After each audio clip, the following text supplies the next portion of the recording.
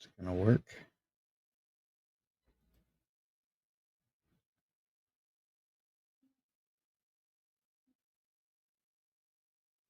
Okay. Well, we'll do it this way. It's working out well. Bear with me here.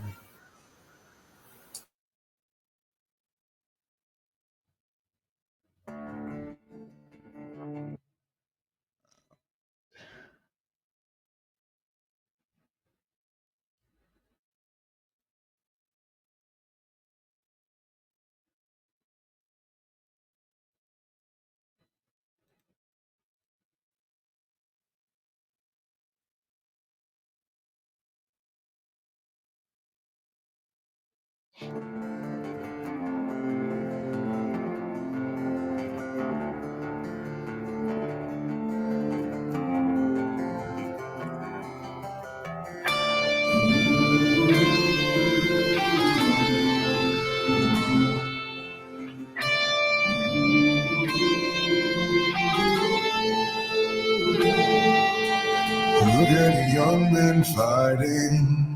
Look at your women crying. Look at the young men dying. The way they've always done before.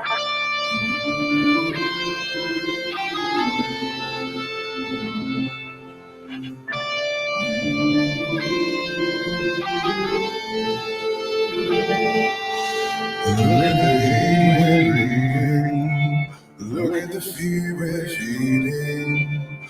Look at the lives we're leading. The way we've always done before.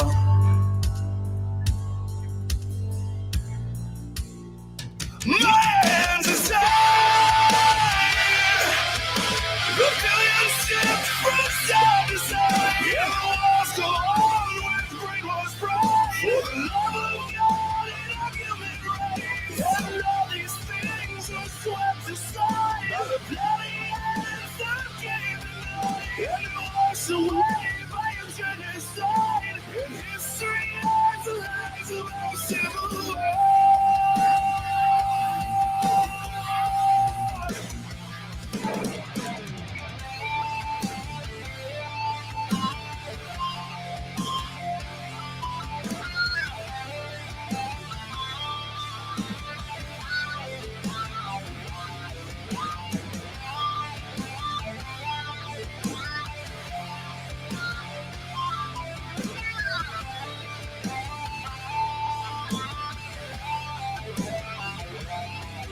Wear a black armband when they shot the man who said peace could last forever. And in my first memories, they shot Kennedy.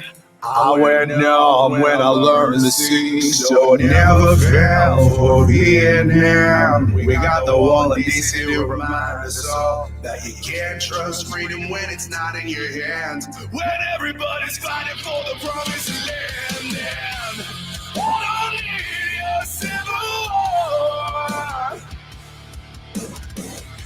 It feeds a ritual and begs the poor. The power hungry selling soldiers in the booming grocery store ain't that fresh. The will of the American people be overturned by wild conspiracy theories and baseless evidence-free claims of fraud.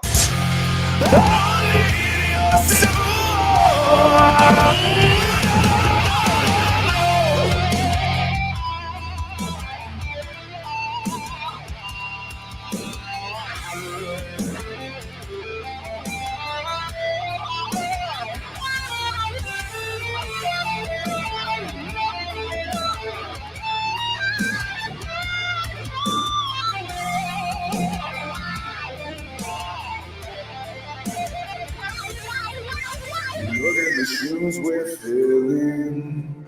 Look at the blood we're spilling. Look at the world we're killing. The way we've always done before. Look at the doubt we wallow. Look at the leaders we follow. Look at the lies we swallow. And I don't wanna hear no more. We put together I think the most extensive and inclusive voter fraud organization in the history of American politics.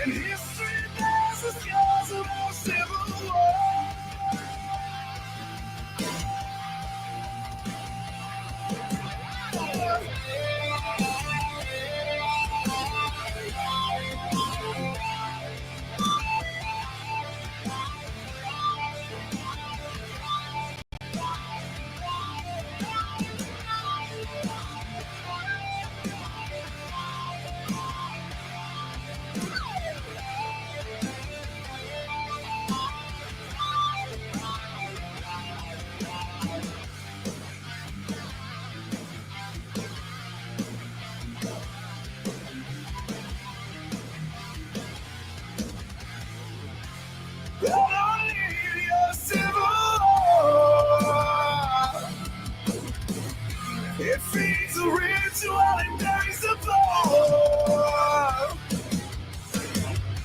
The power-hungry selling soldiers in the human grocery store ain't that rich. I don't need your civil war. I don't need your civil war. I don't need your civil war. The power-hungry selling soldiers in the human grocery store ain't that rich. I don't need your civil war.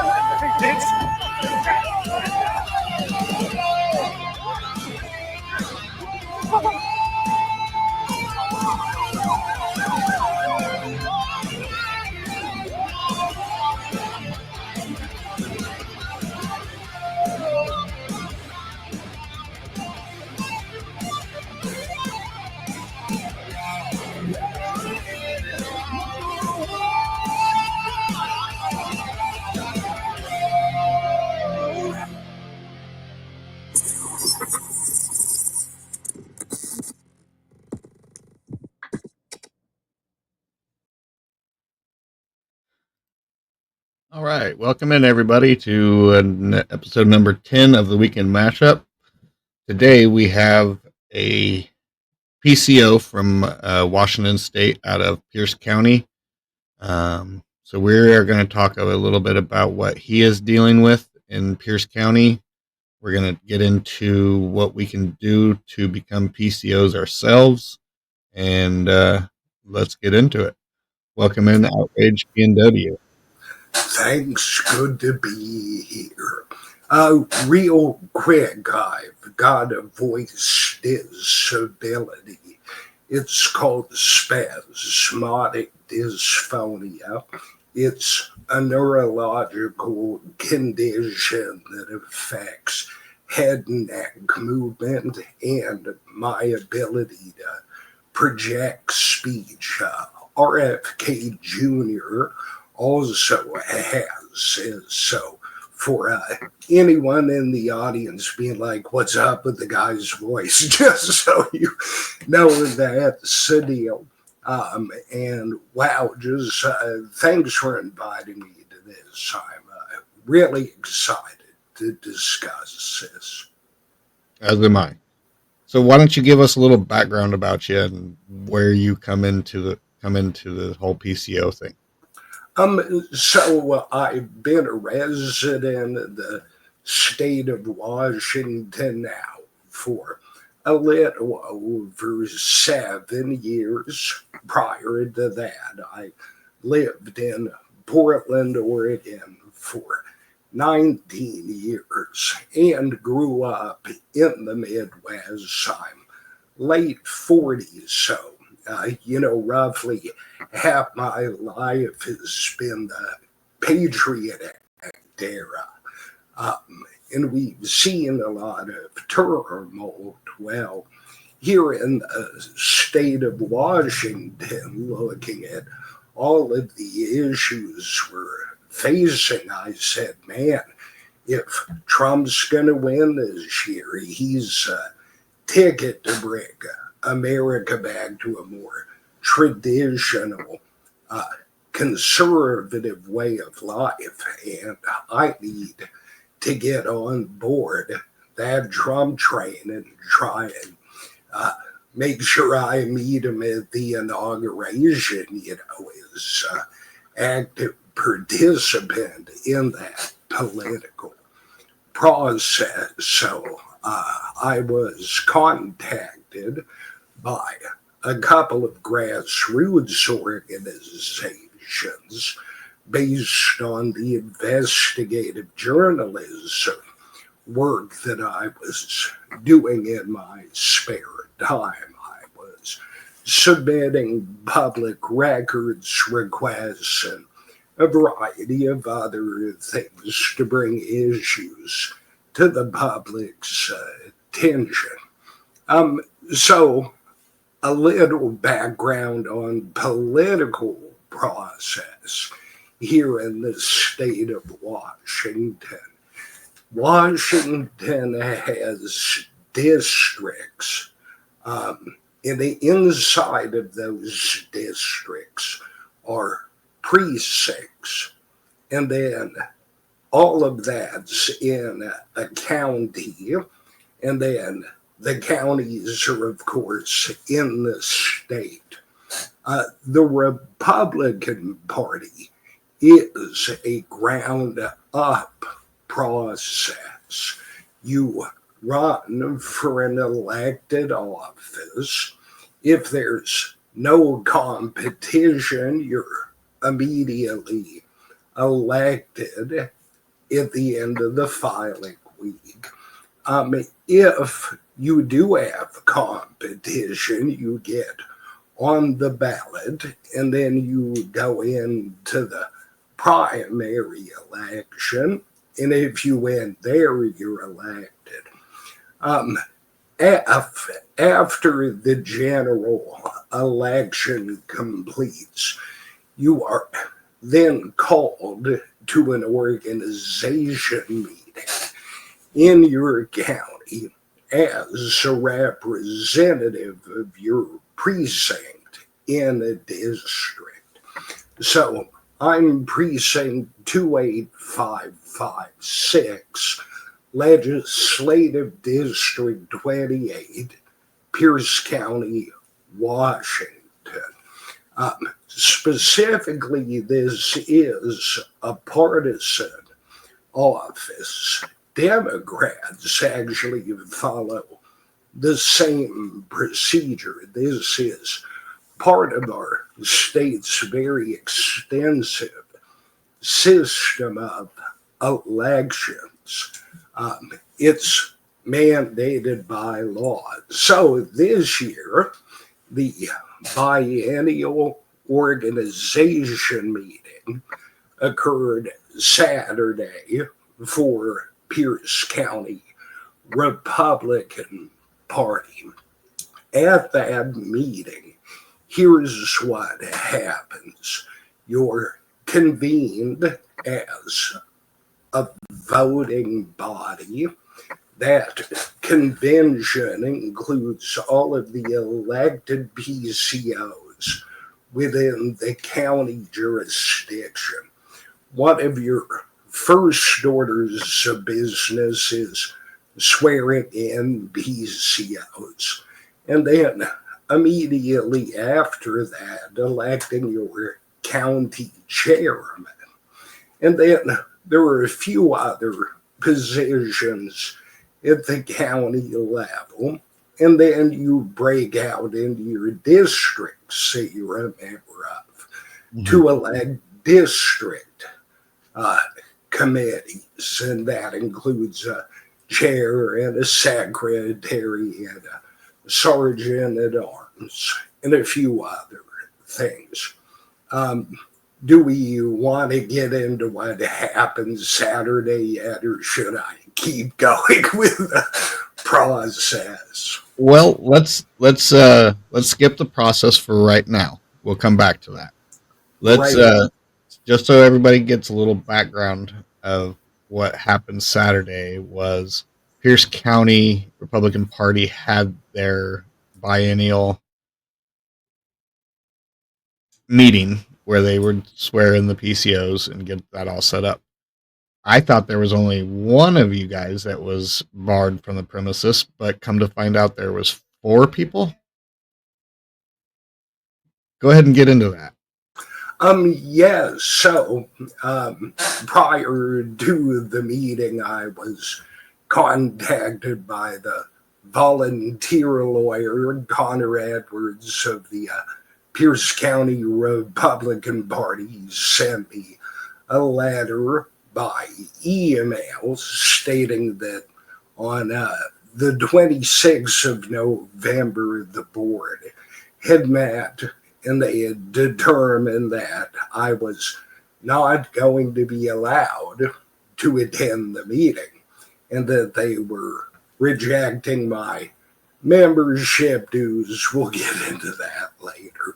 And that I effectively was being excluded.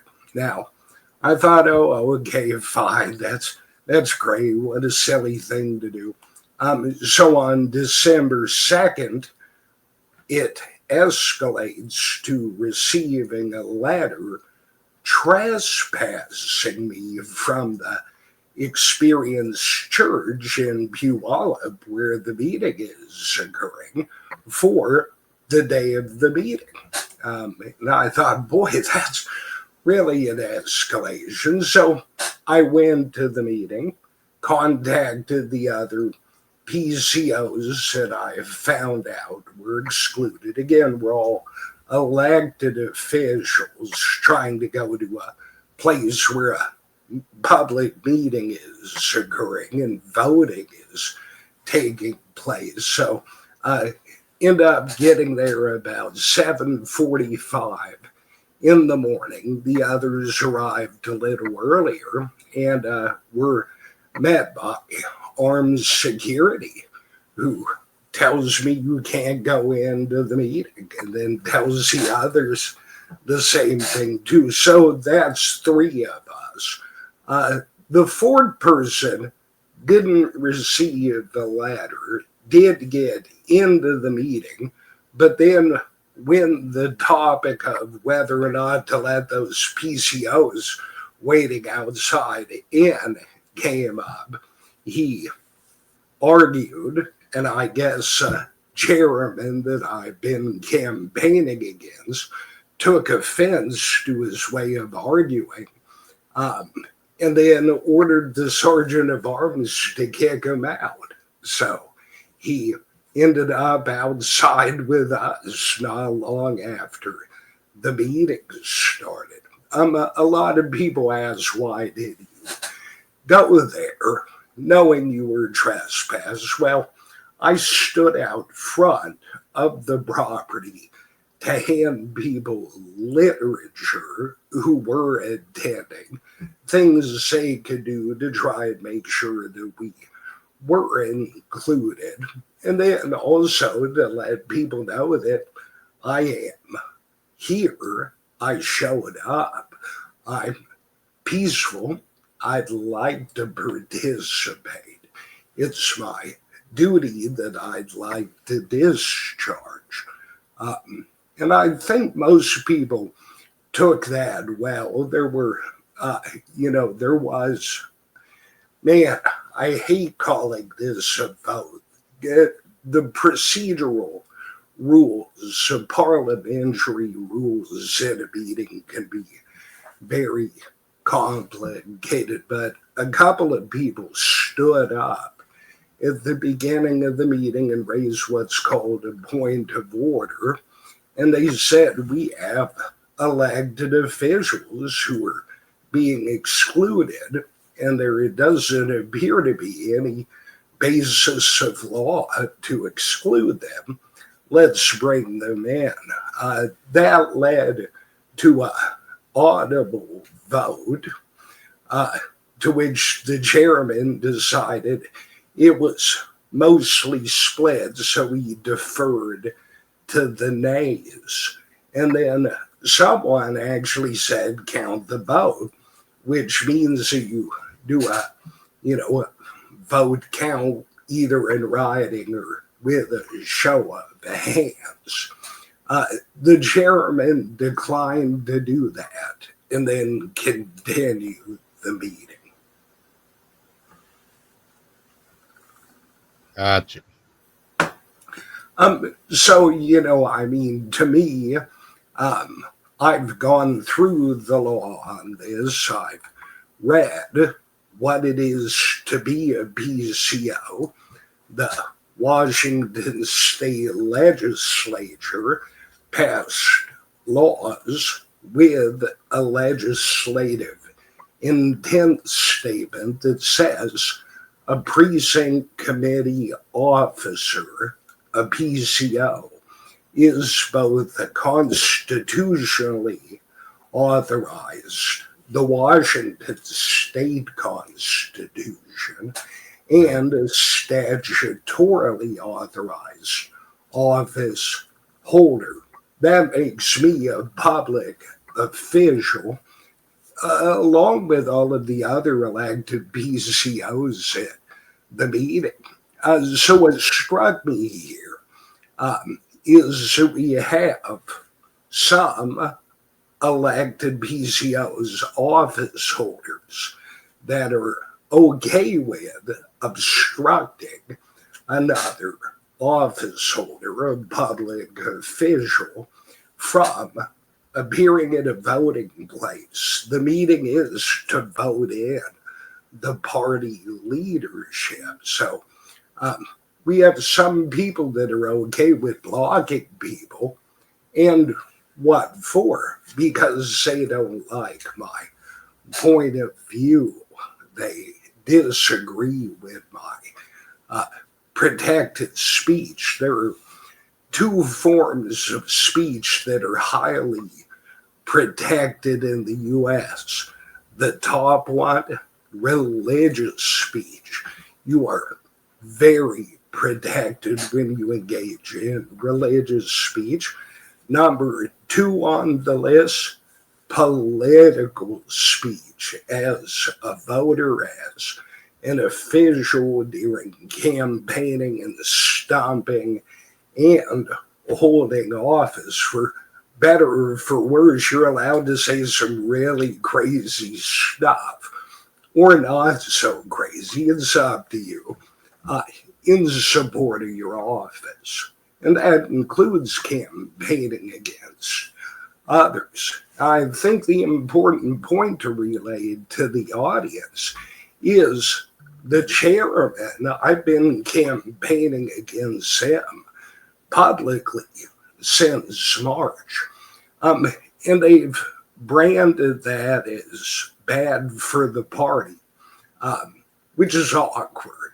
I'm not aware that campaigning for a party position is bad for the party when you point out that your political opponent is not qualified. When you point out that your political opponent does not appear to be representative of the party values, the party platform. Especially when you don't allow 4 PCOs to be in the meeting. That's right. And so it's not just about me, as you just pointed out, right? It's literally about these people. And then, being the journalist that I am, I research, there's a laundry list of people that have been excluded in the last 12 years. We run 2-year cycles for this office, 4-year cycles for presidency. So, we've had leadership in my county party that's been manipulating the system. And there's a very wide audience that believes that the party in my county, Pierce County, is not accurately representative of the people who live here. Mhm. So going back, is this the same board that kept Simi Bird from speaking in Pierce County? It is, boy, is that a odd story. So, Sammy Bird, as most people know, was endorsed by the state GOP as a gubernatorial candidate during the primary election, right? And during a time that he was the endorsed candidate, Pierce GOP decided they wanted to endorse another candidate, Dave Riker.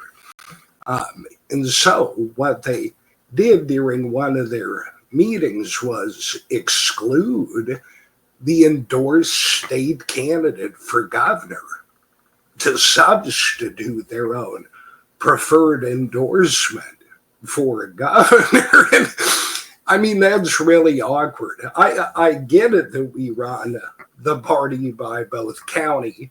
And some I didn't point out earlier, each county has a state committee man, a state committee woman, and I forget what the other state position is. They actually get seated at the state GOP along with every other county and like kind. Now, Sammy Bird managed to sweep, I believe, 24 out of 39 counties, which is a significant majority, right? Especially in a state that's split, conservative and I don't even know what to call them, centrists. We'll just call them that. People who are left of the right, but still on the right. And for Pierce is the third largest voting county in the state. Spokane is second, and King County is first. These three counties have a significant amount of weight. I believe Spokane endorsed Bird. That's huge. I'm not sure about King County. I haven't looked at that for a while, so I had to go look. Pierce did not. They were very against Sammy Bird. And so it gets even stranger, though. In light of presenting their preferred candidate, Reichert, they then proceeded to engage in a very large-scale smear campaign against Sammy Bird. It involved a combination of character assassination as well as drudging up past events, past legal things, or a variety of things, and then spanning them to present a false narrative, I believe. I think he proves that those were pretty much false, so I think we can all just assume that it was definitely a smear campaign. I agree, and I did due diligence on that too. One of my, not to be a platformer here, but honestly, one of my core values is transparency in government. I'm an elected official representing a party participating in the electorate process who literally the party goes out to bring candidates in that we're going to vote on. So I think who's funding them, right, what their background is, very relevant to a candidate. But you also should be careful about hitting your own party. I know, I'm guilty of this. but for good cause, because my theory after witnessing that here in Pierce was, okay, well, if you like drudging up background, if you like smearing, I'm going to do that to you now. For a little while, I'm campaigning to replace your executive board and a couple of district chairs. I'm going to be whipping other PCOs, right? That's where you organize for motions. So I'm going to get started now. It's what motivated me to run in the election. I also made a commitment to the public in March when I started seeing all of this. I said, I'm going to document publicly what it's like to onboard with the Republican Party in your county. So, I run my Twitter, which is now X. Thank you, Elon, for free speech. And so what I started doing is publishing communications that I would make to the Pierce GOP. And they were very cordial, very formal, simple things like, hey, I just won my office unopposed. My district does not currently have even an appointed PCO. Could you appoint me since we're going into the most important election of our lifetime? I mean, I think you'd agree this election that we just had was a turning point moment in the history of America, being at such a critical point that we are. And so Pierce wouldn't even respond to that. They wouldn't even send me a reply saying, we got your email, we'll get back to you. It was just crickets. Yeah, I'm a firm believer that any political officer, whether it's president all the way down to your PCOs, they all should have Leatherman jackets with patches from their sponsors. Yeah, I or agree. who they're taking money from. That's about as. I mean, you can't get much more transparent than that as long as they actually put the patches on. Right. And of course, a dirty secret for everyone watching, you had to pay for the jacket. No one's buying the jacket for you. It costs money. And that's the other important thing, because part of today is telling people what is the process, how does it work, why do certain things work this way. You as a PCO fund yourself. You can accept PAC money to do it. You're an elected office, right? You can accept donations, things like that. But there are very strict limits. Again, Washington's got a very large set of statutes that govern what office holders can do, how elections are conducted. So with that being said, it costs money to do this. You're expected to engage your constituency, which is your district. I'm Lakewood, 28556, Pierce County, Washington. The city of Lakewood has 62,000 people.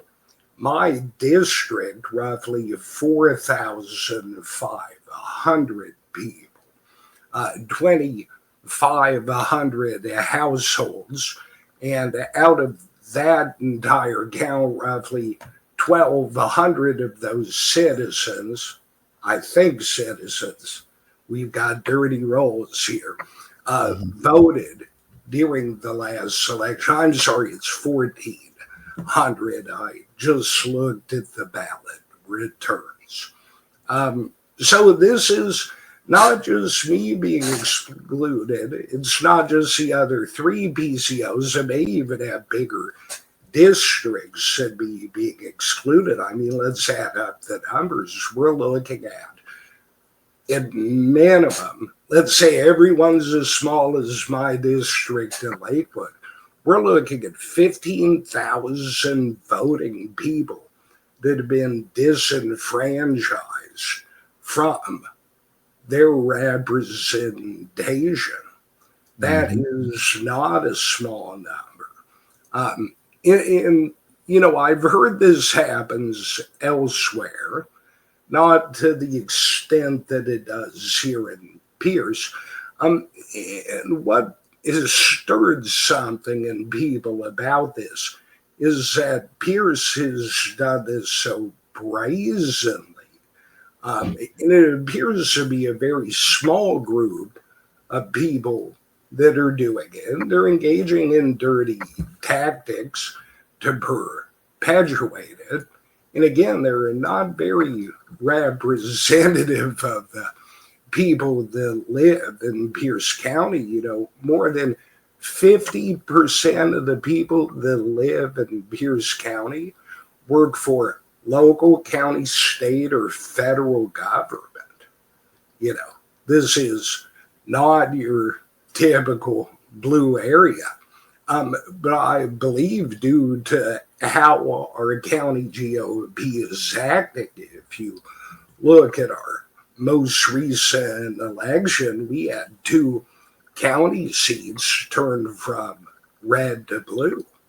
And in talking to my constituency, which is people in my district, they've relayed that they have little faith in the county party, that they don't feel represented. And in fact, if the county party endorses someone, they've straight told me they're less likely to vote for that person because the county is not reputable. And again, Pierce County Republican Party. I think we're seeing that all over the board, really. All over the country. The old guard we've seen is pretty corrupt and will pull anything that they can to keep their power. Yes. And I've heard multiple terms. Old guard, uniparty is one of them. I actually believe both. I think there's some blend there. In fact, uniparty is the one that came up in political processes because there is a significant amount of funding coming into Washington from out of state. We saw this very clearly because Reichert raised so much money. We're talking $9 million. Okay. All of that money gets documented in the Washington PDC, the public disclosures, right? Campaign contributions and expenditures.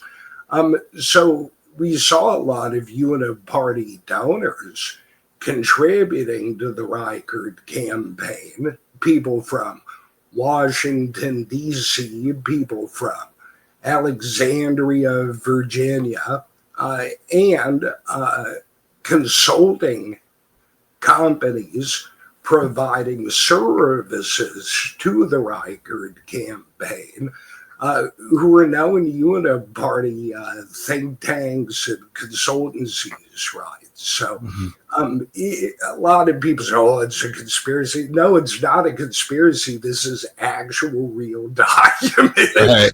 When does a conspiracy no longer become a conspiracy? About 6 minutes. That's right. The only difference between a conspiracy theory and a conspiracy fact is the veracity of the evidence, right? And this is very clearly documented. So my concern as a conservative, is that we are not being represented And the people who are not representing us are also going to the extent of using lawfare to exclude us. And that pattern, I think we all know about that with what Trump's been going through the last 8 years. Yeah, for sure. So, in your opinion, how can we fix that? Well, in order to change the leadership, this is what's so funny about this whole thing. You have to throw out the old leadership. And as we've seen here in Pierce, the old leadership is not wanting to go.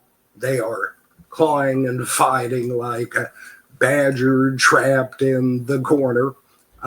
So it's weird with me what I have to do. I can't go to a meeting, talk to people in person, and say, hey, fellow PCO, don't you think we could fix this problem? I have to call them or email them and try and do what's called whipping, which means that you pull them into a body to take action through that party process. Others can become elected PCOs too by simply filing with your county auditor during an election period. Here's the problem, though. It's Trump 47 executing Agenda 47, very big stuff, everything we've asked for as a Republican base, right? But we're not allowed onto that party train, and we have to wait 2 years halfway through that candidacy for the next turn to run again. So I'm currently elected. I'll be elected no matter what these tyrants in Pierce want to do. You cannot take away my elected Republican Party precinct committee officer, public official role. The only thing that can actually unseat me is death or disability. So this is very important for everyone out there to know in 2026 when you say, I'm really fed up with things, I'm going to go run by simply filling out a form with my county auditor and saying I'm a Republican. When you decide to do that, you hold a very powerful office. You literally are what's going to be the foundation block of a party infrastructure that reaches all the way up to the Republican National Committee. So that's part of what you can do future. What can you do now? You can contact any of the county parties that are acting unruly or tyrannical. You can pick up the phone and say, I have a problem with what you're doing. You can write them an email. You can contact the state GOP too, same thing, phone or an email, and say, this is unacceptable. We were talking about earlier, a county gets a seat at the state, right? I didn't talk about how state gets seats at the RNC, or that there are delegates that actually get appointed for state matters and for federal matters like senatorial and presidential. So these positions do have power to them. There is weight in them. And the state, although it can't interfere with a county, it's got free speech rights. It can put pressure on the county by publicly saying what you're doing is wrong. It's a bad name for the brand, you shouldn't do that. Our state GOP chairman, Jim Walsh, I did was say, just going to ask you, does it appear that he is going to, I don't know. I mean, he can't really do much legally, but is he vocally fighting for you or the um, other PCOs?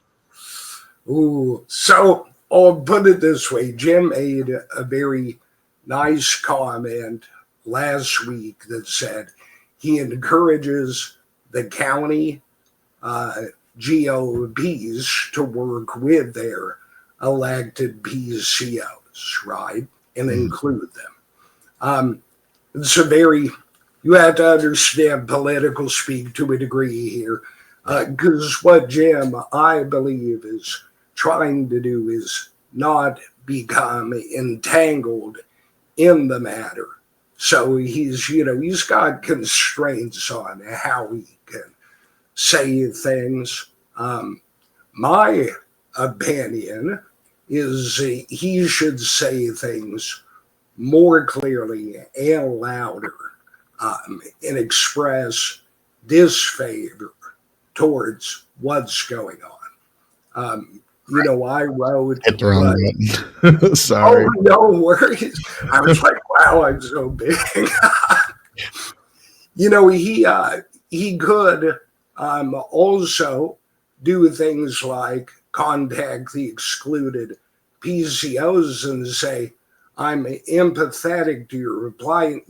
We're a party of lawyers. So maybe you want to reach out to one of these 10 lawyers that we know of across the state. We're not telling you to do anything, but we're giving you an introduction, a handshake, because we are a party. We are supposed to network. We're supposed to utilize our, I'm not going to use the term member. I'm not a member. I'm an elected officer. I hate that term, member. Membership is what you get when you're not elected and you contact your county and say, I'd like to be in the party, right? Mm-hmm. When you're elected, you are hosting the party. So I want to be clear about that, because there are things that I believe the state could do that other counties have done, by the way. There are counties that have spoken up and said this is wrong. There are people who are officers in the counties who have contacted people and said, I think you should try this, or have you talked to so-and-so? They might be able to help you. These are all very reasonable things. I stood outside. I'm just going to, not to be dramatic. It was like 42 degrees outside. It's pouring down rain. I'm standing 50 feet away on the street from where the meeting was occurring, where Keith Swank, a recently elected sheriff who's going to be beginning his term soon, was swearing in other PCOs. And, Mr. Swank, Officer Swank, Sheriff Swank, whatever you want to call him, couldn't be bothered to walk outside and swear us in. Why? That's a choice. He knew we were out there. The chairman visited, right? So yeah, like right there, that's us. The gentleman in the front right, he's from LD 26. He's known as 299. Okay. I call him that so much, I always forget his real name. Robert, I think Bob, right? He was in the meeting, got ejected. He's a gentleman I'm speaking to. And then in the middle back there, it's Randy Boss. He's an excluded PCO. Tim Tucker, non-excluded PCO this term, but actually an excluded person, member this year, but they've said you're not a member. They wouldn't even let him into the gallery to watch. They wouldn't even let me into the gallery to watch. I mean, it's one thing to say we don't want you to vote. That's a whole legal thing, right? But then to say you can't even watch, and I mean, this is very important background. I have never been to a Republican Party event anywhere ever in my life. I've been to the Sammy Bird election night watch party. I was invited for my advocacy, but that's a candidate event. I've never set foot on a Pierce County Republican Party property at any meeting. I've never been to that church or even spoken with the pastors. So, their reason for excluding me at minimum is they believe that I'll create a disruption based on my political speech, even though I've never created a disruption. And because of that perception of me, their view of me, they don't think I'm qualified to attend a meeting. That's crazy. I'm very intelligent, very articulate, and quite frankly, sure, I'm an elephant in a china shop, but it doesn't mean I don't follow decorum. It all comes back down to the simple fact that you were an elected official that was barred from being in there and making decisions for your constituents. That's right. That right there tells me everything I need to know about the Pierce County GOP party. And you're not the only one saying it. This has stirred a very deep, troubling well of emotional feeling across Republican base, not just here in Pierce, but other counties across the state, because this sets a terrible precedent that other counties could adopt. I mean, we're dealing with King County that just, oh boy, they went conservative. That was awesome to see. I was listening to what's her name during your space yesterday or the day before, and it was pretty awesome. Well, and think that's what was going to happen in Pierce County. Cause I just want to be clear about this. People who were there, they said, right, there was 50-50 on that vote scale, right? Mm-hmm. So to bring us back in, and then when we got to the chairman races, it was closer to 60-40. So imagine if, these three PCOs who have overwhelming support to unseat the board were allowed in the meeting, we could have easily whipped the board out of there. Gone. Right.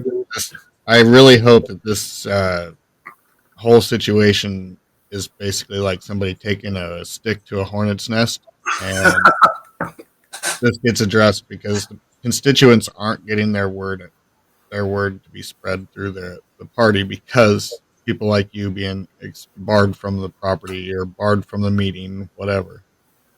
Yes.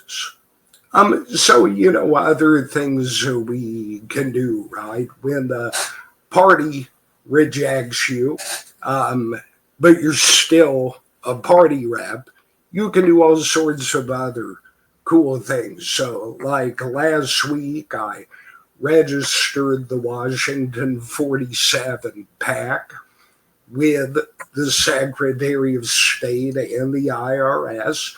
It's a section, I always get this wrong, I think 529. It's not your 501 deal. But that allows you to organize with donations for political activity and government influence. Things like lobbying, but not lobbying. So you organize people, talk to them, you can receive money to do things like, help people talk to the legislature during a public hearing period. You're not contacting a senator and trying to work a business deal, right? Yeah. Which is things that parties do. But you do have the ability to represent the Republican brand, the Republican values, the agenda from the Trump 47 admin. All of these things help you organize, and you're not limited from just organizing outside of the political structure. Me as a PCO, I can pick up the phone and contact another ally in that PCO body and say, you're not excluded. Here's what I just found out that needs to be addressed. Can you help me get in contact with people?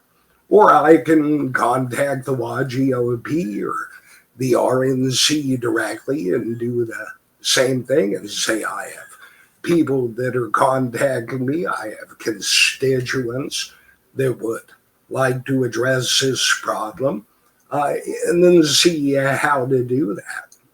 So I think that's another thing that can be done.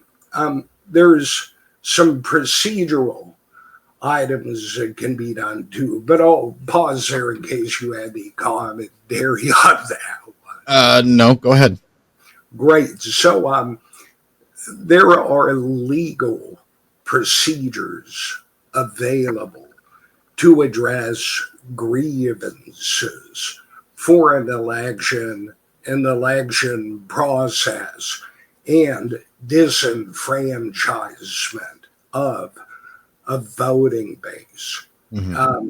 There are laws that pertain to elections and polling places, and state law says that we constitute an assembly of elected office holders to conduct a vote to elect the officers of the body, right? Mm-hmm. That's very powerful because by me and others being blocked from the polling location and obstructed from participating in an election process, that can be addressed through the county auditor and the Washington Secretary of State through filing a complaint. Oh, and by the way, it doesn't just have to be the injured party that can file the complaint. The public can actually file a complaint too in both places and say, I have witnessed those things occurring. So you don't just have to be a directly injured party to do that.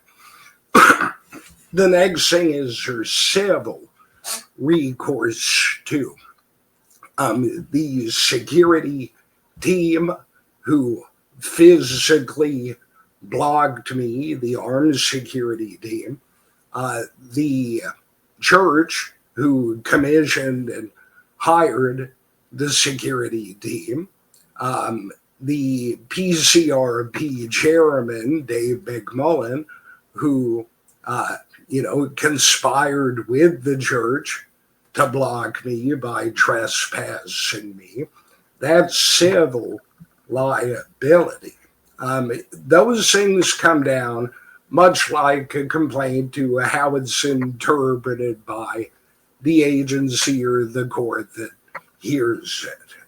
But these are very real things that me and the other excluded PCOs are proceeding with.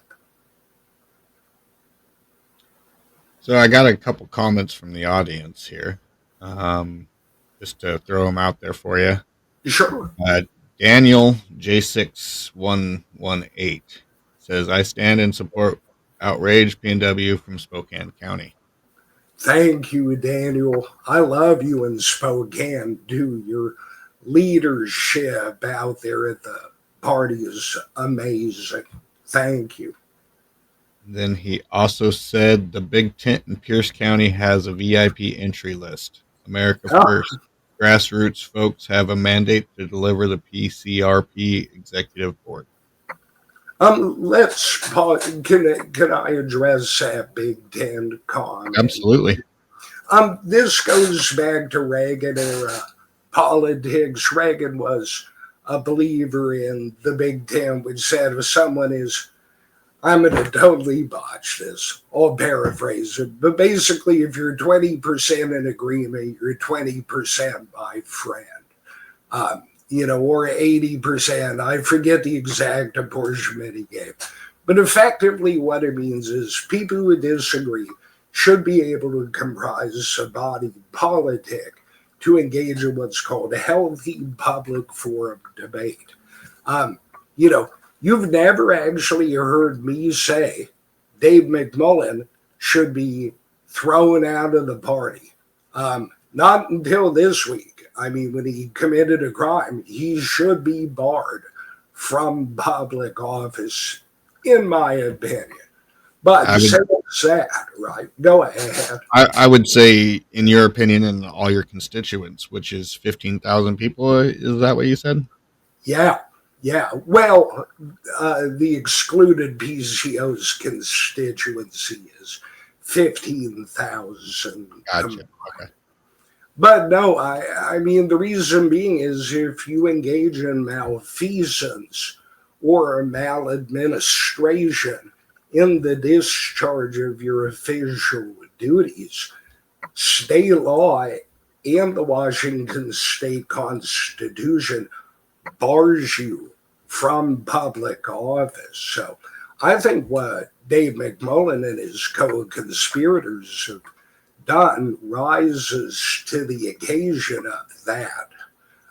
So if they hadn't done that, right, then I'd say, yeah, please come in the tent, let me in the tent. We all need to talk. This is a very Republican concept. You can be a wackadoo, you can be a very intelligent guy, you could make some good points, a lot of bad points, but the point is you still have good points, so let's talk. And if you have bad points, maybe I can educate you on why I think that's bad.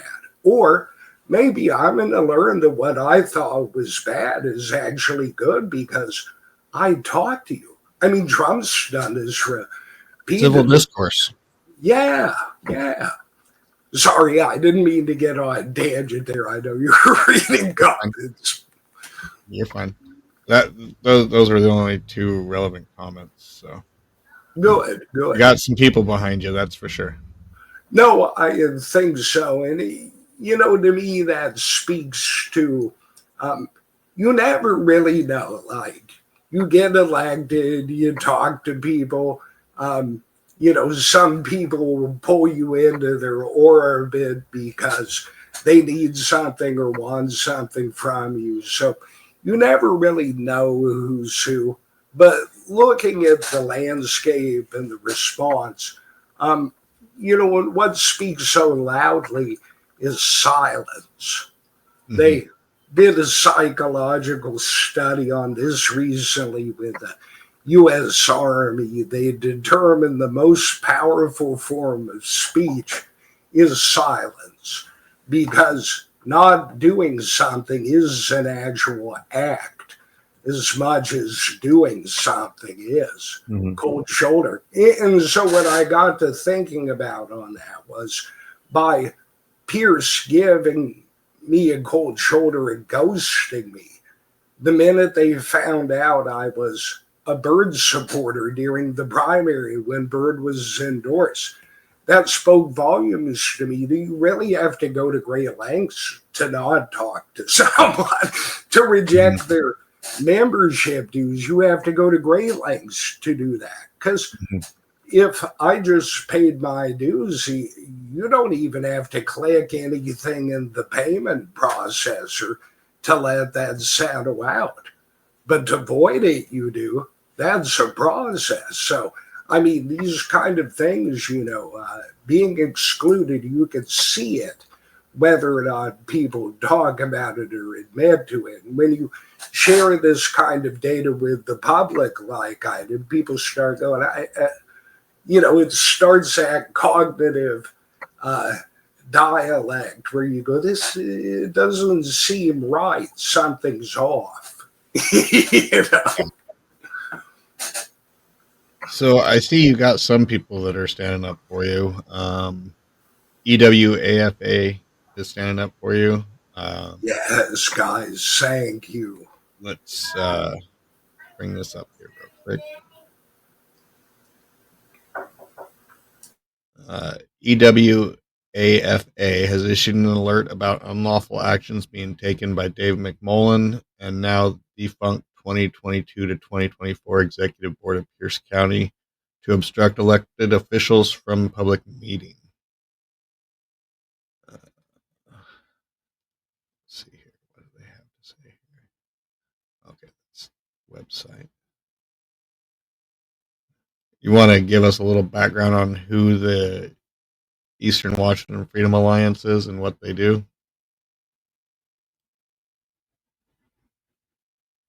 You're muted. Yes.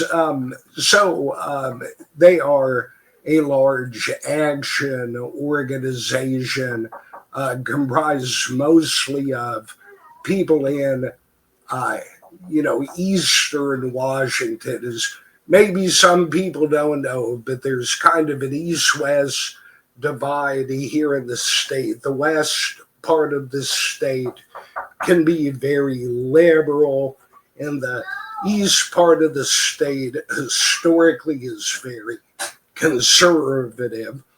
So this group, I would say, is conservative. They do represent what I think are, America First principles, which are, it's funny, right? We all talk about what's the platform, what are the principles. Being an America First is not extreme. Actually, it's very basic. It's like support the blue collar, bring jobs back domestically to, increase domestic production. Don't waste money in government. These are not extreme views. These are very rational things.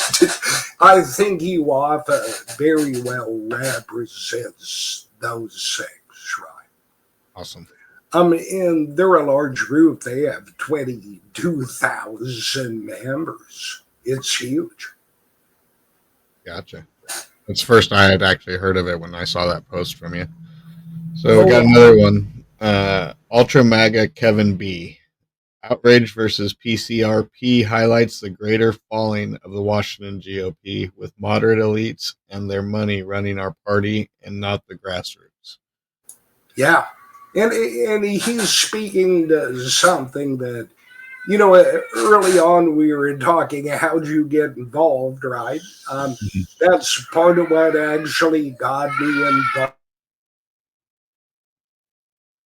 All right. While he's handling that, I'm going to jump into a couple commercial breaks. So bear with me, and I will play these commercials.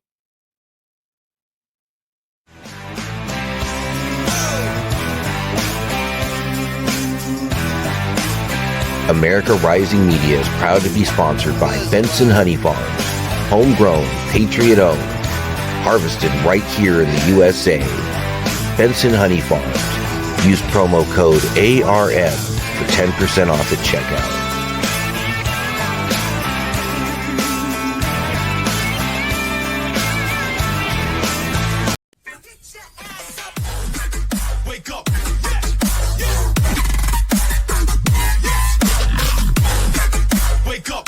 Wake up, America. It's America Rising Coffee. Roasted the same day as ordered. America Rising Media is now partnered with America Rising Coffee. Use promo code ARM for 10% off at checkout. Patriot-owned businesses and America Rising Media working together. Wake up, America. It's awake, not woke.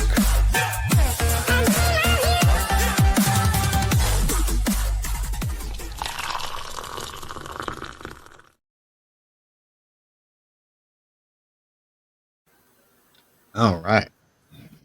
Great. Sorry. One of the things people don't think about, but you know it, if you're a family man, you've got uh, competing times between family and business. So thank you. I'm uh, really appreciative of your consideration there. Um, Not a problem. I got kids. I get it. yes. Well, and welcome to the Republican base, too. I read a Yeah. study 2 weeks ago saying Democrats are, pardon the term, dead because they're an ELE curve right now. You know, the celibate events and, oh, we're not getting married to having a family. Okay. Yep. I get it, guys. See you in 15 years when the next gen kicks off. So Ultra Mega Kevin B, right? Somebody who I think provides amazing commentary on Twitter. X, right? Right. They're right, though. This is a representative pantomime of a problem that repeatedly plays out by mimes in the party. People say, oh, well, you know, you're not left enough and you're not listening to me. And if only you were more left, you do this. And oh, by the way, I don't really like your voice. I don't like your clothing. You know, you're not very Christian. It's an archetype of people. I mean this seriously. I'm not bashing anyone, but it is an observable pattern, and it's a uniparty who wants to morally have authority over people, and they use money to try and influence elections to get their social order in place. Guys, this is what the Democrats want with things like social credit systems. You know, oh, I'm sorry, you spoke out against the emperor. You don't get 2 loaves of bread this week, you get one. That's where they're headed with their insanity, in my opinion. So, Kevin, he's a warrior out there on the social media landscape, hitting that point home. There are some people that fracture cognitively when you try and explain this to them because they're like anyone else. They just want to have a safe environment that accommodates people. And when they become aware, I think it's called red pill, right? That there's actually a group of people out there trying to do what's literally 1938 Germany, right? It blows people's mind, and they think no one could be like that. And you have to say, well, some people are like that. That's why it's very important that you get involved and talk to others and make sure that people like that do not come to power. And if they do, you literally have to shout from the rooftops, these people are here. We need to do something about that now. Otherwise, it's going to get bigger. Yeah. Just a couple shout outs here. Braves Piano, thank you for the couple cookies. Much appreciated. And let's see here. I think that's about it. So let's go ahead and jump into how people get engaged into this fight. Pressure, I think mostly. We have several classes of people that can engage. There are people who are in Pierce County who are elected PCOs. You need to whip harder than you've ever whipped before. This is your county, and if you're feeling down-spirited, you need to look north to what King just did. That's historic. You have the power to do that. Okay, if you're not a PCO, you're a voter, right? I'm going to use this term very specifically. If you're going to engage in the political process, right, specifically with party, you should be a voter. Every party requires you to be a voter, to be a member, okay? Eligible voter. You should pick up the phone and call the Pierce County GOP. You should send them an email. You should say what you're doing is wrong, drastically wrong. It's a terrible look for the party. You're showing everybody just who you really are by what you're doing. That's right. Don't be mean, guys. That's one thing. Look, I'm a terrible guy sometimes online because I'm an 800-pound gorilla on purpose. Okay? But if you got me into a meeting, I'm not like that. I follow procedure and rules of law. So if you're going to write a communication to someone that you're expecting something from, be cordial, be nice, lay out what the problem is and what you expect to be done to fix it. And what you're going to do if they don't fix it. Yeah. And, it's okay to say, look, if you're not going to hear my pleas, and I think I'm going to do something about this, this gets to our next part, which I'm going to file a complaint with the Pierce County auditor saying I'm a witness to election obstruction, to election interference, to obstruction of an elected official. You can do the same thing with the Secretary of State, too. Their websites have file a complaint right there on the website. So it's not that complicated to do that. You can do the same thing with the GOP that you're doing with the Pierce GOP. I'll explain something. Oh, this gets fun. The GOP cannot censure the Pierce GOP for an act inside their organization. But they can censure the Pierce GOP for an act related to their seat of position in the state body, which is the GOP. You can write the GOP, you can write your precinct committee officer for your district, or call your county GOP and ask them to communicate to the GOP and basically say Pierce should not have any viable seat at the state until they allow the PCOs in. Sure, they can go to meetings, right? It's a process. But maybe they should be omitted from voting until the problem is cured. There are a variety of things that the GOP could do. I've been told, I've looked at, I think, right, to box counties like Pierce who willingly violate core tenets of party process. And then past that, I mean, do you know anybody that's a pro bono lawyer that would like to review filing documents? That's something you could do too. Contact any one of the excluded PCOs and say, I've got an idea. I just read this law. Have you considered doing this? Grassroots really is what this movement is. So grassroots mean that you don't call Washington, D.C. and ask for money. You crowdsource and crowdfund. So these are things that could be done. I will never ask you for money. That's my third platform item, right? I will never ask you to send me money. Please don't, actually.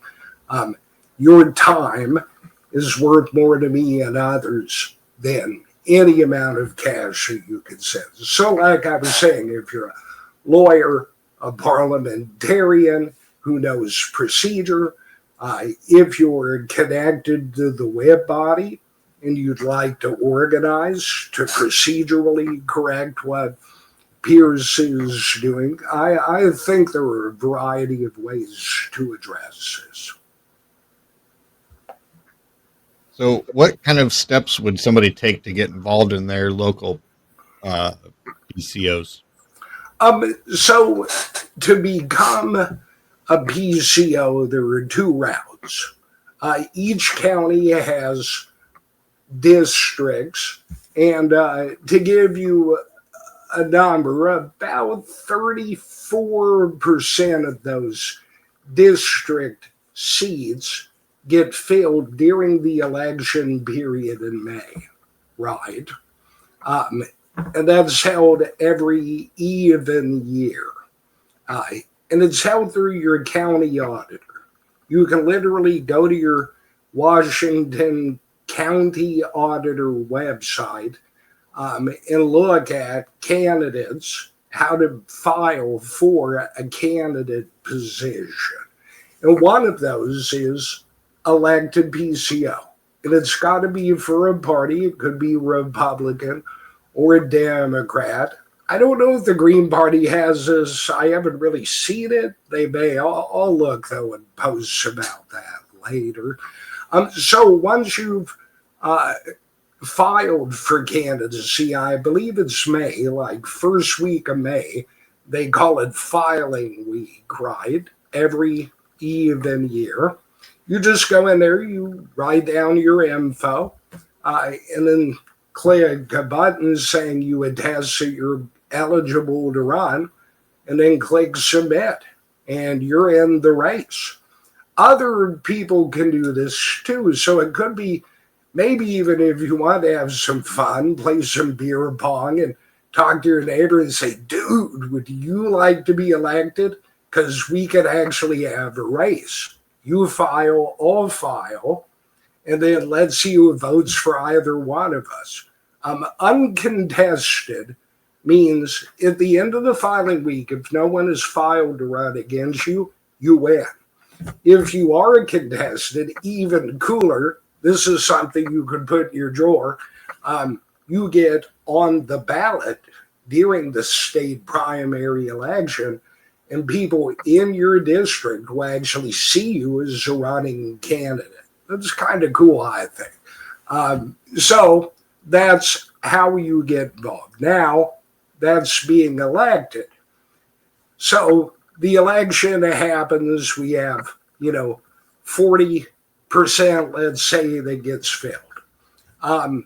There's now a bunch of open seats, so maybe you live in one of those districts. So you have to call your county GOP and say, I'd like to be appointed to that PCO seat in my district. And they could appoint you. Pierce chose not to appoint me. I have been told that is not the usual outcome, though, so I don't want to discourage people. I do want to say that most counties, if you show an interest and you're ready to go out and be part of the movement, they will help you. Gotcha. Looks like we got another Dave's 509. Says Yes. Outrage is a true patriot. Man, Dave is too, I gotta say. I mean, there's so many people out there mobilizing to try and change things that are wrong in Washington. And I see Dave every day online advocating for that. You're a hero, Dave. You support the right people too. So, you're not just as posting online, right? You're literally out there bringing up issues, trying to get people to talk about it, be aware of it. Man, what a great thing. Thank you. All right. So in order to become a PCO, it's probably best you get to the website that the particular county you live in, try to get some information, maybe find out when a meeting is. No, that's the thing. It's a county auditor. No matter what county you're in, you've got a county auditor's office. Uh-huh. The auditor's office conducts candidate elections. So all you have to do is literally actually, I think all counties, you can go right there and read about it, but also pick up the phone and call them, or email them. Just say, I heard about being an elected PCO. I'd love to know more. What resources do you have? That's the thing. The county auditors generally are very helpful to the public. I think, I've had several people who have contacted me this election cycle and said, man, I was really happy I picked up the phone, talked to somebody, or, left a message because they were busy and had to call me back, and they called me back and gave me information about it. They have forms, they have brochures, they have documents that outline eligibility, which is basically you're a voter and you're over 18 and you're willing to say, I'm a Republican or a Democrat or, whatever party it is. So, yeah, your county auditor, Pierce County, King County, Spokane County, Thurston County, whoever your county is, you just go on Google and type in blank county auditor. And it will bring you right to their website. Gotcha. Okay.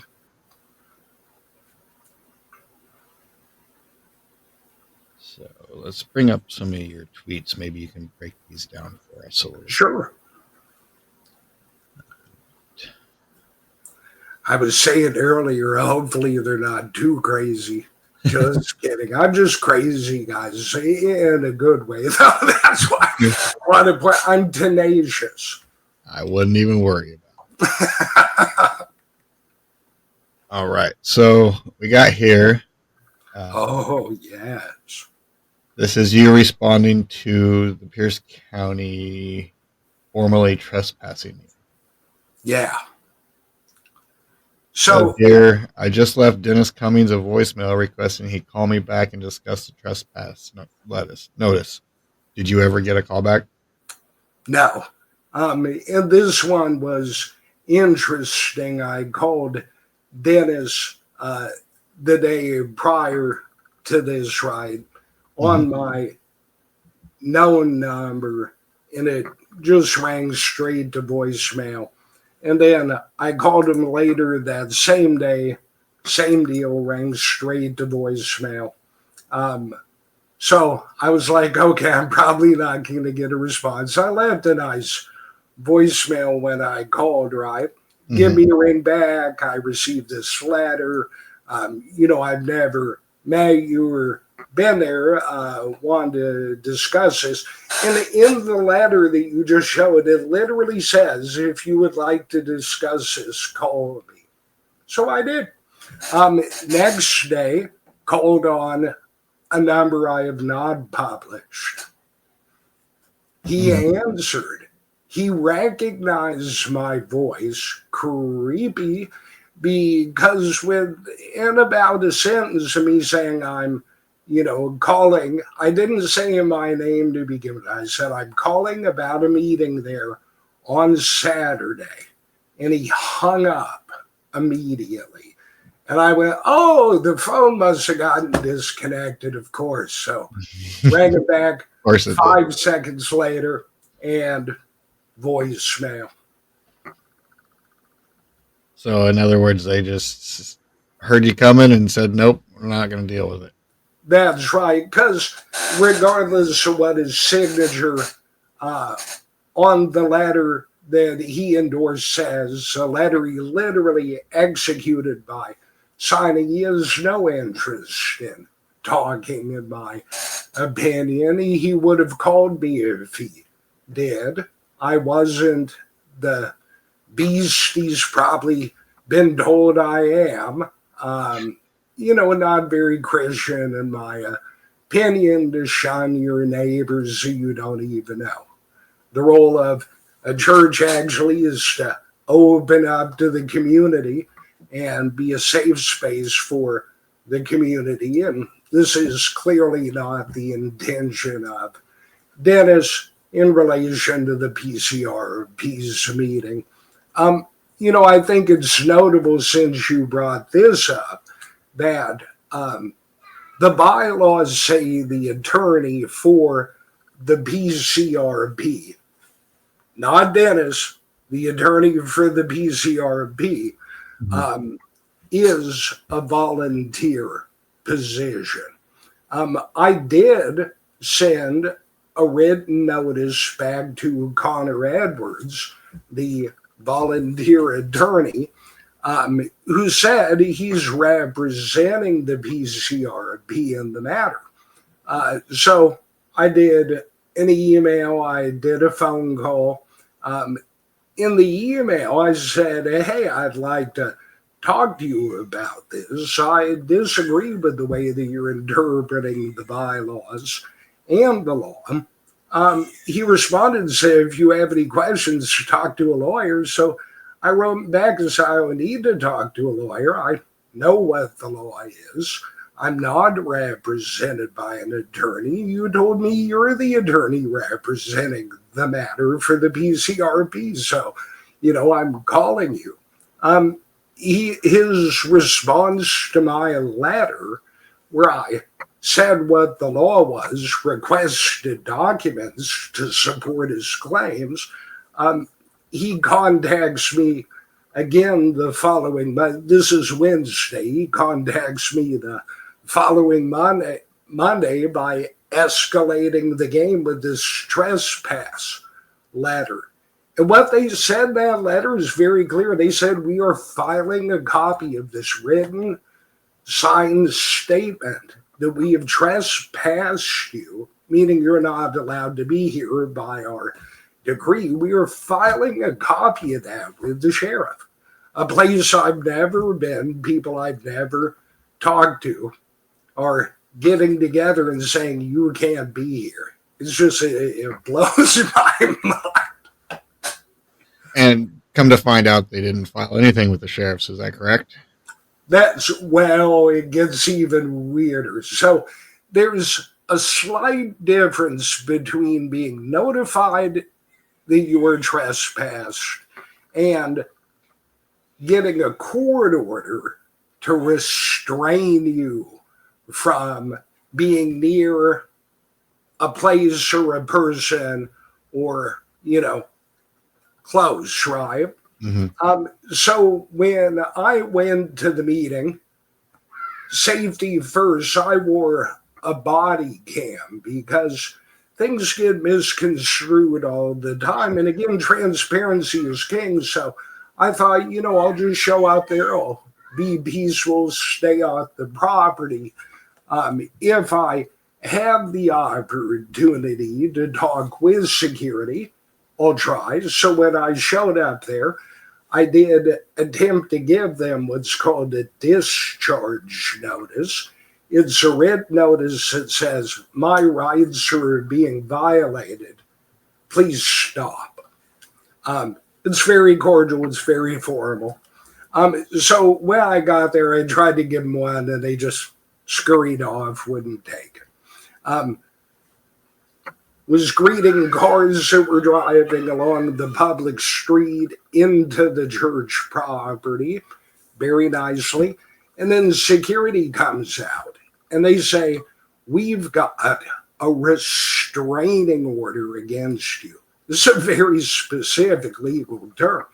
A restraining order is something you have to petition a court of law for to exclude someone from being near you or a property you own. It is a legal process. It comes with things like potential secondary restrictions of your rights to, like, right to own or possess firearms, right to travel freely to regular places. It may even require you to get a mental health evaluation as part of the protection order. So, and that's the thing. In the state of Washington, they are called a protection order. So a restraining order is the equivalent, right? So they claim, the security did, that they had a restraining order declaring that I need to be at minimum 1,000 feet away from the church property. That's 1/5 of a mile for anyone listening. 1,000 feet's a very long way. So I said very calmly, it was chaotic. They kept talking over me. But I said, hey, if you've got a restraining order, I have not been served with, received, or read one, so can you present it to me? Just because I don't believe you, I don't think there's one, I'd like to see it. They said, oh yeah, we'll go get a copy of that. And it never came back. That was the last interaction that I had with their security, but they were still standing out there, gatekeeping who could go in. Wow. This keeps getting better and better. It does. The thing about this whole saga is how bizarre it is. And normally in something like this, when you have people doing these things, it's not as easy to document. But it's almost like, because I've been doing legal process for a long time. I've studied law 30 years. I've been an investigative journalist, his hobby, for at least 20 years.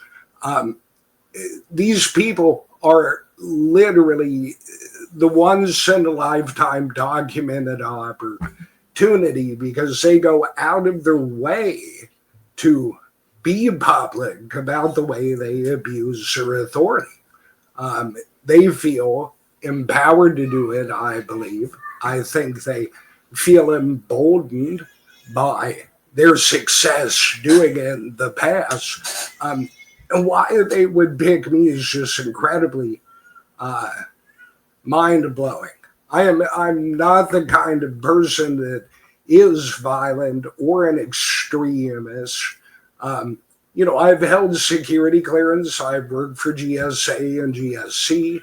I'm in the tech industry. I've worked for some of the biggest tech corps on the planet. I've worked for startups. I've done a variety of private sector and government work. And I'm very reputable. People in the community rely on me as somebody who supports others, I'm community focused. So for this group to drum up this kind of extreme narrative to me, it indicates they've never really attempted to get to know me. They were offended. Have you heard of anybody else in the state besides the four of you that have been barred from their committee parties? Not this term. I've heard of people who have been barred for being disorderly. You never really know if being disorderly is real or it's someone who disagreed with you at a meeting or didn't like you right. So there have been others in the state who have been excluded. There are people in each county who are on, trespass lists.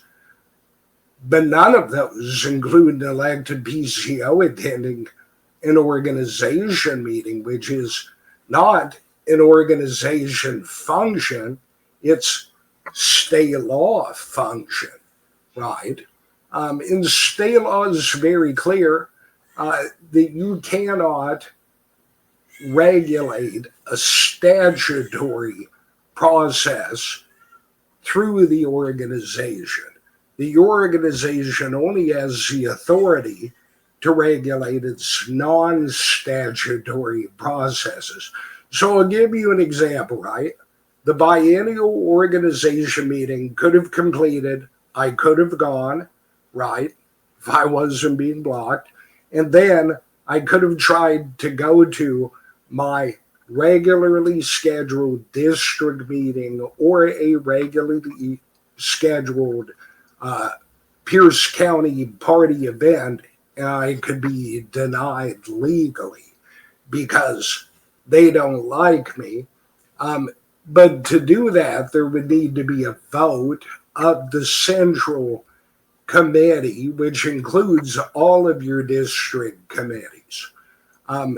They allege that they did that to block me from this organization meeting during the prior organization term, and that Dave McMullen effectively was the one who announced it. I asked for a copy of the meeting minutes, including the roll call. That's part of those documents I referred to earlier with their volunteer attorney, right? I have not received those.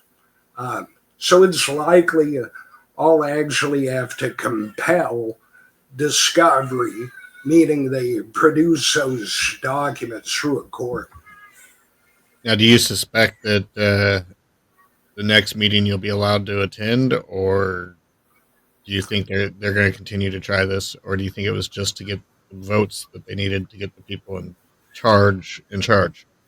Can you pull up that letter again if that's convenient for you? Here's why. Wording, I'm a wordsmith, right? Love seeing the way people write. The English language is so complicated. You can say something one way and it could mean something else, or read it another way. But they use very specific language. Same thing with the trespass. The Experienced Church, for example, and Dave McMullen, acting as chairman of the executive board, did not say that you were permanently banned from the Experienced Church. They said you were banned on December 7th from going to the Experienced Church. And then Pierce himself actually said, you are not a member in good standing because we're not accepting your membership dues, which means that you're not eligible to participate in the meeting. It does not say you're not eligible to attend the meeting and sit in the gallery. Okay, so wording is key. I mean, you really have to read the details. I think Pierce, believes that they have communicated that I'm not allowed to be anywhere near Pierce County anything ever. But if you read the letter, it clearly says for December 7th. It does not talk about future events. Now, I have no doubt, based on people I've talked to, considering that Dave McMullen, the chairman, just got re-elected at this meeting, that he would go to any length to block me from any meeting or event that the Pierce County Republican Party has control or authority over. And I think he would attempt to do that in person too. And again, safety first. I'm at the point to where literally just to show up and be a good Samaritan, a good official, I have to ask questions like, do I need to wear a body camera to the meeting? And should my vehicle have a dash cam recording me going to the meeting, right? You see what I'm saying? You have to think about these weird kind of safety questions, because what these people are doing is very authoritarian, and they would like to leverage lawfare to use against you. They want you entangled in their county-controlled legal system to hold that as another authority over you. And I'm a family dude. I'm looking forward to the holidays. What a joyous event. I just got elected. All of my family congratulated me. My constituents are like, thank goodness we finally have rep in Lakewood. And then here I am going, oh no, I've got to wear body cameras. And I have to be careful about what I say now, and who I'm talking to, and maybe they're not now. It's a very weird place to be. but imagine. go ahead. Sorry. No, I can imagine how awkward that must be. Being transparency is my shield, though, Right. right? These guys try and do these things in the dark and hide their motives. I made a commitment to the public that I'd be completely transparent. I will send you a copy of the letter I send someone. I do not put a privacy guard on my emails that I send because of that. I'm a public office holder. If I'm going to attempt to conduct business, I'm going to do it to, pardon the term, but an extreme level of transparency. Mhm. In that same respect, though, if someone contacts me in confidentiality, I'll respect that too. So what would it take to engage 10% of your constituents to show up at one of those meetings?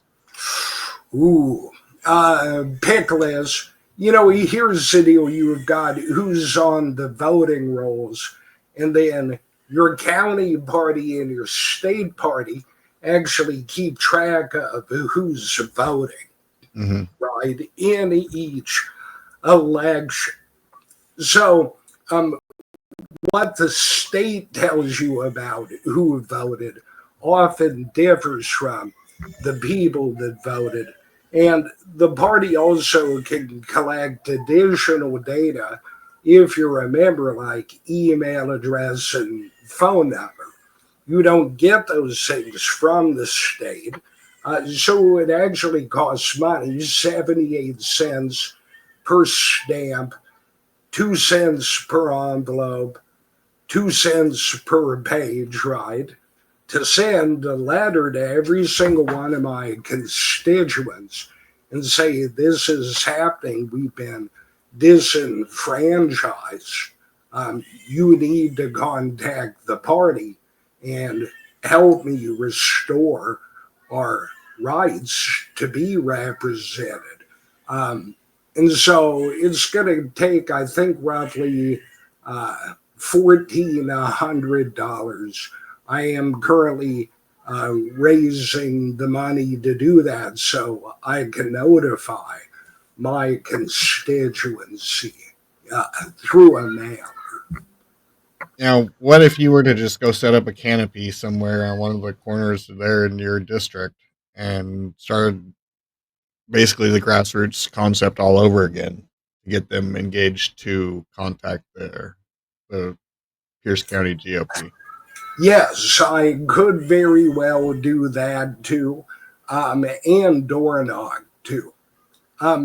It's one of those things where you have to look at what's going to be the best bang for the buck. Now that we are past our meeting timeline, these are the things that I will do. I will go door knock. I may set up, we've got a very large park, Steelacoom Park in the area. I may go down there, go to American Lake Park and just set up a table with a sample sign that says representation here. Uh, I like to do things that are catchy to draw people's attention. And the other thing, too, is yes, I'm a Republican Party representative, but that doesn't mean you're not my constituent. If you're a member of the Democratic Party, or if you're a member of any other party, we all live here in our district. And, I'm willing to talk to anyone. I'll probably ask, hey, have you thought about coming on to the Republican Party? Sorry, I can't help you and Pierce with that, guys. But, have you read this stuff? So there are ways to engage people, I think, too, that don't just involve mailing a letter. And It sounds kind of crazy getting a letter. Like, how do you explain crazy in a second way? Right. I mean, you walk into Walmart and you constantly are either getting bombarded by, your Girl Scout cookies, one of my vices, let's go with, here in Washington, we have the Let's Go Washington stuff with all those. I mean, I can go into Walmart 3 times in a week and they're still there every day I go in there, which, I mean, I signed, of course, because I want lower gas prices, and I heat my house with natural gas, and I have a natural gas stove. So, yeah. See, and what you're saying here, actually, we've got a Walmart in our area. It's in my district, I think. I'll have to look, but if so, like, even that's a great place. All right. Well, we got just a couple more minutes left here. Is there anything you want to close with? Yeah, guys, you would take back your country by getting involved. Your voice matters. It doesn't matter if you think no one's listening. How could anyone hear you if you never speak up, speak out? Maybe you can't speak, maybe you've got a disability, and speaking, maybe writing is your thing, do that. The point is, get involved, because things will change if you try and change them. You will attract magnets to you who are interested in the same kind of change or have other ideas about change. And by doing that, you only enrich yourself and your community and your country. That's my big advice.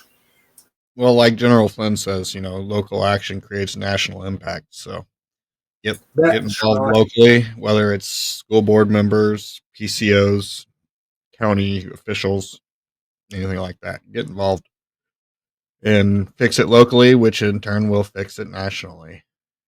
Yes. Other than that, I would say my handle on X is outrage PNW. You'll know when you see it. It's a picture of the glorious mountaineer and a banner that says, "When is it terrorism?"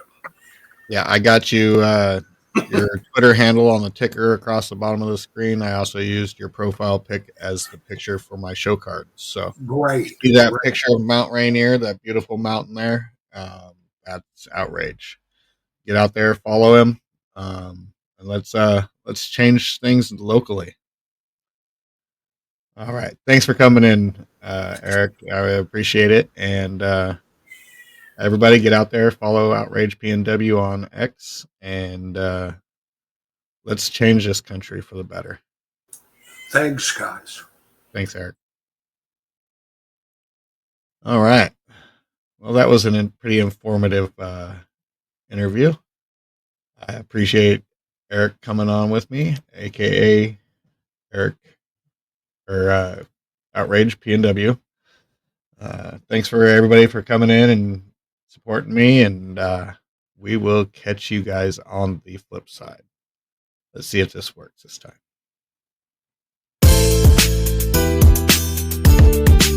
Shot, yeah, shot heard around the world. Oh, shot heard around the world. City of the nation, it's heartbreaking. Enemies plotting assassination, but serenity is yours for the taking. If you wanna be the light illumination, if you wanna stand and fight for what you believe, don't cover us by your blood, there's too much blood in the street. 4 shot, 1 kill to make it hard to sleep. Who you gonna call? Who do you need? Jesus, we need freedom. Oh yeah. And high grades to see it, that's God's blessing. Know it wasn't your time, but now it's go time. Oh, it's a dirty game. Is this what you signed up for? Oh, it's such a shame. A nation on the verge of war. Oh, we need a change. Something different. Oh, it's a dirty game. I heard around They try to hit my Prezi up, but them dimmies didn't finish. It's a dirty, dirty world that we live in. First 34 counts, then the bullets flying. 1 shot that left the whole world traumatized. How the Secret Service ain't see it coming. I guess Biden paid them boys some money. Biden called the head, but he missed. Then Trump stands up, raising his fist. So stand up, don't quit, don't give up. Fight for what's right, don't let up. If you slip